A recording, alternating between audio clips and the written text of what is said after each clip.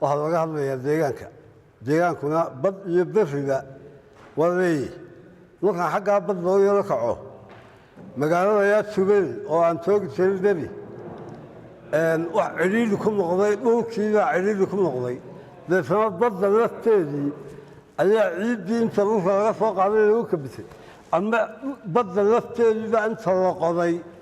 ciiddeedii beri laga sameeyey oo baddiibaabay degeen innaguna dhulkii baynaan isku haysanaa waa badba way nagu filanta haddii aan isnaa dega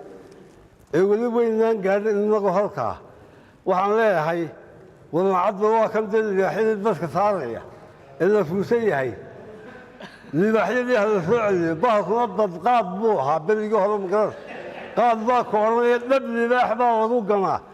waa libaaxu waa dadqaada see dhabtiisa cidi ugu gamada madoobigii ha la soo celiyo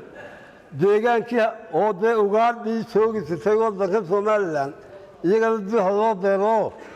debis buurtan baa laga sameeyey feero haddana waxaa laleeyahy ugaadhigoo la sii daayay inna kalena laleeyahy ugaadhigoo la sii daayo qolaa carootay oo nalaayad buuraa galay